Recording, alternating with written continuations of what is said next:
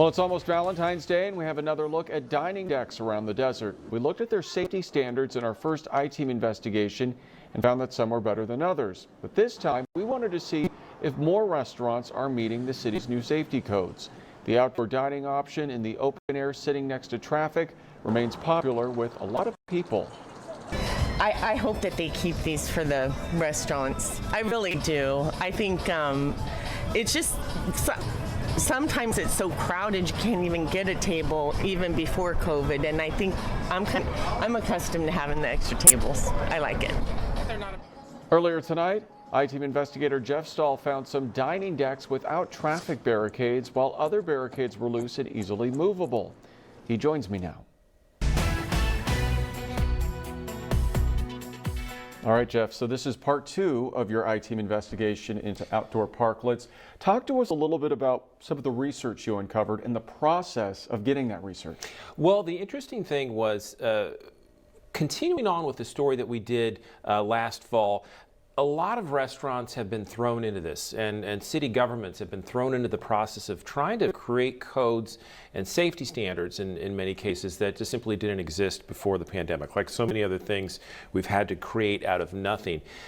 So we were looking at the guidance that the cities have been giving, that they've been trying to figure out what is the best way to make sure that when people go out and you sit on the curb at one of those dining decks, or they call them parklets as well, you're literally, in some cases, over the curb. You're sitting in a traffic lane or a parking lane.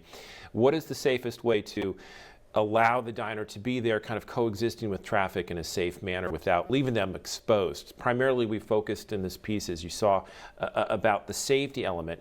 The barricades, the traffic barricades come in all shapes and sizes, but some we've still found are better than others. In the city of Palm Springs, for the most part, most of the merchants and the parklets, the dining decks that you'll find are incredibly safe. They're behind those big concrete construction type rails. Some are hidden under the landscaping, the designs of the structure, which make them more aesthetically pleasing, obviously. But they're all pretty much there. We did find a couple of examples where things could have been better, but mostly they were there. In Palm Desert, a different design style where not so much of the K-rail, the concrete barricades, but decorative planters filled with concrete that we found. You saw me shaking that in the story earlier. Yeah. Some of them shook, some of them moved. Surprisingly, we weren't expecting that. Which is dangerous. Well, you have to say, is that going to protect me from, if I can shake it, is that going to protect me from a car that weighs 20, 30 times more than me, of course. And I would say probably not. So I did talk, of course, to the city, and there are some changes. Perhaps they're going to re-inspect, it looks like, some of those decks as well due to our reporting there. So that's good. So it sounds like it really varies from city to city, the rules and how they enforce all of this. What were some of the surprising discoveries that you found while reporting this? Well, besides finding that some that I expected fully just to sit there and be rock solid, finding that they shook. There were some that I thought, oh, that is clearly that there's nothing that's happened here. This needs to be improved, and going up and pushing on. Oh, wait, it's filled with concrete. This is not going anywhere. Talking to the merchants, the restaurateurs, they've been through a lot during the pandemic. Yeah. And knowing that they've suffered a lot, like so many, we've all dealt with the pandemic, but this has cost them even more money in a time when some are very conscious of the money they're spending. They're struggling just to stay alive financially. Some of these decks, not cheap to produce. We talked to one merchant that said they spent upwards of $30,000 to build their deck, and it looks terrific.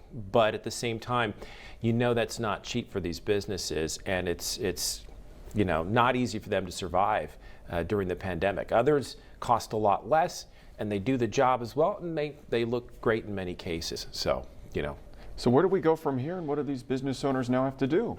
Many of them are up to code. A lot of restaurants got rid of their parklets, their dining decks. In Palm Desert, 14 got rid of them since our last report. They just decided it's not for us, we don't need it anymore, so they have or already pulling them out or have already done so. Where do we go? Many of the dining decks that are in existence, probably about 60% are now meeting the city codes. So there's still work to be done, and the cities are trying to nudge them in the right direction. I know Palm Desert says that it's expected to have expecting to have all their restaurants in compliance by April. So I guess that's the thing is we'll have to check perhaps in April again and see, are they now fully in compliance? Most of them are pretty in good shape, but there's still some that are still dealing with labor shortages like the rest of us, trying to get the workers to the site to do the job. Yeah, we'll definitely have to see what happens. Jeff, we appreciate your time. Thanks so much for talking to us about your I-Team story. Thank you.